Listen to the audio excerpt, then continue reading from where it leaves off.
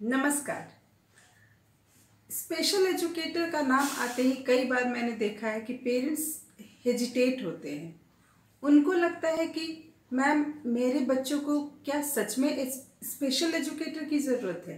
क्योंकि उनको सीधा ये समझ में आता है कि उनके बच्चे को कुछ ज़्यादा डिफ़िकल्टीज़ है, ज़्यादा डिसेबिलिटीज़ है या उनका आईक्यू लेवल कम है, जिसकी वजह से उन्हें स्पेशल एजुकेशन की तरफ जाना पड़ रहा है। लेकिन हर केसेस में ऐसा नहीं होता है। कुछ केसेस में ऐसा होता है, लेकिन सारे केसेस में ऐसा नहीं होता है। आपको जहाँ तक मुझे लगता है कि अब लोग अवेयर हो गए हैं, लोगों को पता होना चाहिए कि सीबीएसई के ये नॉर्म्स आ गए कि स्कूल्स में एक फुल टाइम स्पेशल एजुकेटर को रखा जाए। और उस स्पेशल एजुकेटर का काम क्या होता है? वो एक्सपर्ट होता है, वो सारे केसेस को मैनेज करता है। उसको पता होता है कि किस क्लास में कौन सा बच्चा है जिसको कोई डिफ़िकल्टीज़ है। वो उसका असेसमेंट करता है। जो भी उसके सारे जो इंफॉर्मेशन होते हैं, स्पेसिफिक इंफॉर्मेशंस होते हैं जो उसके प्रॉब्लम्स के रिगार्डिंग, वो फिजिकल प्रॉब्लम हो सकता है, जैसे किसी को देखने की समस्या हो सकती है, किसी को सुनने की समस्या हो सकती है, किसी का कुछ और फिजिकल प्रॉब्लम्स हो सकता है, किसी का कुछ स्पेसिफिक लर्निंग डिसेबिलिटी का प्रॉब्लम हो सकता है, किसी को कुछ बिहेवियरल इश्यूज हो सकता है। इन चीज़ों को आइडेंटिफाई करता है जो स्पेशल एजुकेटर होता है। नॉर्मली क्या होता है, एक जनरल कैरिकुलम होता है जो एक टीचर, जो क्लास टीचर होते हैं या सब्जेक्ट टीचर होते हैं, वो सारे बच्चों को एक तरीके से पढ़ाते हैं।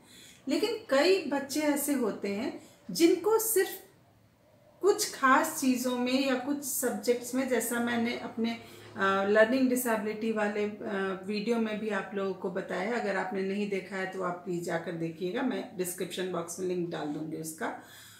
उन बच्चों में हो सकता है कि सिर्फ किसी खास सब्जेक्ट में प्रॉब्लम हो रही हो, तो जो स्पेशल एजुकेटर होता है वो उस चीज़ को आइडेंटिफाई करता है, उसके टीचर से उसका जो इन्फॉर्मेशन है वो शेयर करता है, उसके लिए प्रॉपर इंडिविजुअल एजुकेशनल प्रोग्राम बनाता है जो कि स्पेसिफिक एंड यूनिक होता है, जो उसी खास बच्चे के लिए बनाया जाता है, जिसे सिर्फ एक बच्चे पे ही इम्प्लीमेंट किया जाता है।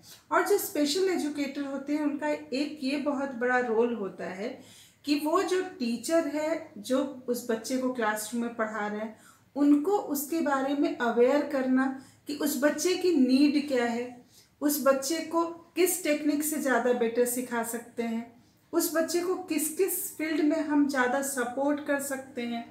एंड अगर वो बच्चा किसी तरीके से फिजिकल डिसेबिलिटीज़ अगर उसको है, कोई इक्विपमेंट यूज़ करता है, उसको कैसे हैंडल करना है, उसको कैसे ऑपरेट करना है, उसकी जानकारी भी वो उसके क्लास टीचर को या जो भी टीचर्स हैं, सब्जेक्ट टीचर, क्लास टीचर्स जो उस बच्चे को पढ़ाते हैं, उनको वो बताना स्पेशल एजुकेटर का काम है।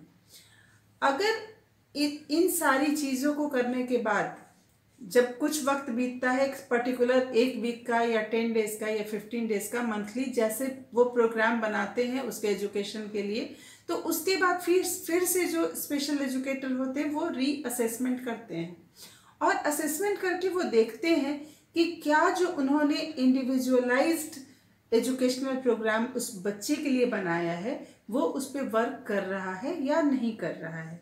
अगर जैसा उन्होंने प्लान किया था उस तरीके से इम्प्रूवमेंट दिख रहा है उस बच्चे में, तो उसको कंटिन्यू करते हैं या थोड़ा मॉडिफाई करते हैं। लेकिन अगर बिल्कुल भी इम्पैक्ट नहीं पड़ रहा तो फिर से वापस वो रिव्यू करते हैं और फिर से उसका एजुकेशनल प्रोग्राम जो होता है वो चेंज करके नए पर्सपेक्टिव के साथ तैयार करते हैं।